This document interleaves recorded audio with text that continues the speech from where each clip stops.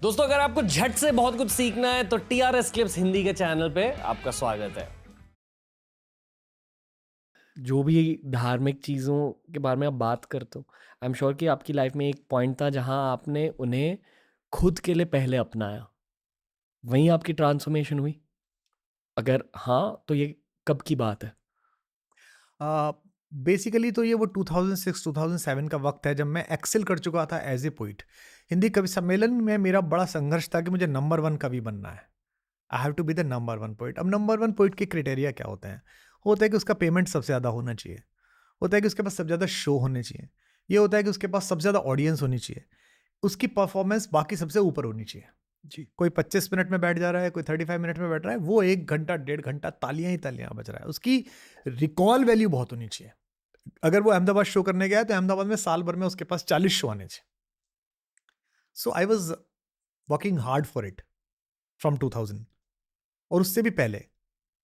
शुरू तो कैरियर काफ़ी जल्दी शुरू कर दिया था मैंने। पर बचपन में आप आध्यात्मिक नहीं थे? नहीं, बचपन में मैं अपनी माँ की वजह से आध्यात्मिक था। आध्यात्मिक क्या होता है कि मुझे क्या सिखाया गया था? झूठ मत बोलो, ओके। किसी का चुराओ मत, ये गलत हो गया है, ये कीड़ा आ गया, इसको इसको हड़का के बाहर निकाल दो, मारना नहीं है इसको। यही आध्यात्मिकता है ना। बचपन में हमारे घरों में यही आध्यात्मिकता है। या भगवान का ध्यान कर लो, बैठ जाओ, क्योंकि वहाँ तो ब्रेड एंड बटर की समस्या ही छाई हुई रहती है उन घरों में।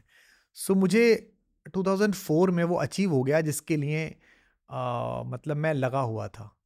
आई वॉज लॉन्गिंग फॉर 10-12 ईयर्स के वन फाइन डे मुझे यहाँ पहुँचना है कि people start listening to me, the country start listening to मी।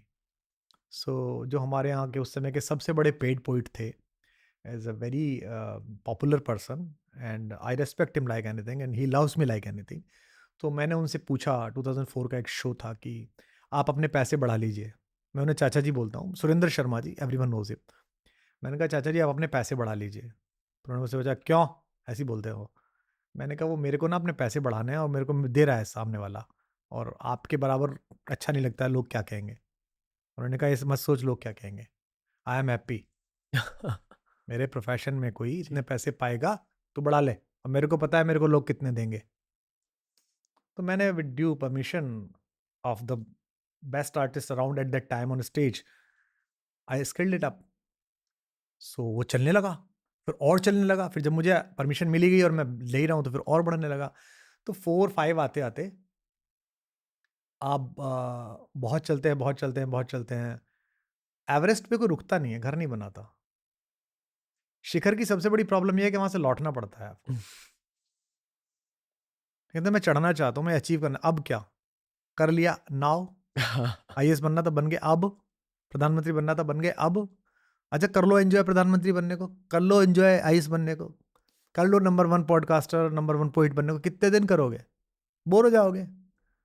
अब यहां से लौटने के 2-3 तरीके हैं कि एक तो आप उस लौटने को अपना डिमोशन मानते चलो। अरे सर हमारा एक जमाना था, कोई नहीं थे हीरो वीरो, मैं ही चलता था ऐसे। वो फ्रस्ट्रेशन, निगेटिविटी जो कि बॉम्बे में बहुत है, बहुत ज्यादा। वो पूरे टाइम आप उनसे मिलिए, वो यही बातें करते रहते हैं। बॉस मेरी 2002 में जो फिल्म आई थी, ये तो कोई खड़ा नहीं मिलता था, और एसआर के वो था, वो सब। बिकॉज वो जब भी ग्लोरीफाइड पास्ट के बारे में बात कर रहे हैं तो बेसिकली उनका वर्तमान, उनका जो जो इस समय प्रेजेंट है, वो इतना दरिद्र है, इतना कमजोर है कि वो उसकी वजह से उसे जस्टिफाई कर रहे हैं। मुझे ये करना नहीं था। तो नाउ जो एनर्जी आई है, जो आप पहुंचे हैं शिखर पे, अब इसको आप ऊंचाई अचीव करनी है कि कंपटीशन से बाहर आ जाइए। सो आई rendered and surrendered and deputed all of my business, all of my things to my office, कि भाई आप जानो शो कैसे बुक होगा, कितने पैसे होंगे, घर को कितने चाहिए, ऑफिस को कितने चाहिए, तुम्हें कितने चाहिए, मुझे कितने चाहिए, let me do my work. So वहाँ से स्पिरिचुअल सफ़र सोच का शुरू हुआ। फिर ज़रूरतें थी ज़िंदगी की, क्योंकि पिताजी ने सदा ये सिखाया था कि 4 पैसे बचाओ, घर बनाओ, बच्चों को अच्छे से पढ़ाओ। उन्होंने बेचारों ने कम से कम रिसोर्सेज में, मेरी माँ ने इतनी तपस्या करी, इन मेरे फादर ने, कि हम बच्चों को कितना अच्छा पढ़ाया। तो मेरे भी 2 बेटियाँ, इनको अच्छे से पढ़ाओ। And I am lucky enough, मेरी वाइफ जो है वो बहुत ही सपोर्टिव, जिसे कहते हैं ना, बहुत ही क्लियर हार्टेड, एक ऐसी महिला जिसकी ज़िंदगी बड़ी सीधी, नो कॉम्प्लिकेशंस। तो उसका बहुत सपोर्ट रहा। तो एक स्मूथ वे पे आ गई। बीच में ये टाइड चलते रहे, कॉन्स्पिरेसीज, बदनामियां, मुकदमे, जेल, दामिनी आंदोलन, सड़क पे लड़ना, लाठी खाना, आपके साथ चीटिंग हो गई, ये हो गया, चलता रहा। अन पार्ट ऑफ लाइफ मान के मैं एक ऑब्जर्वर की तरह, गीता में आता है दृष्टा भाव। Ranbir is doing this podcast, बस रणबीर इसे खड़ा देख भी रहा है कि इज रणबीर डूइंग गुड और नॉट, और बीच बीच में आके समझा रहा है। तो मैं दृष्टा भाव के साथ करता रहा, जर्नी इज गोइंग ऑन। दोस्तों अगर ये वीडियो अच्छा लगा तो डेफिनेटली हमारी प्लेलिस्ट देख लीजिए, ऐसे ही वीडियोस आपको वहां भी मिलेंगे। और डेफिनेटली TRS क्लिप्स हिंदी को सब्सक्राइब कीजिए।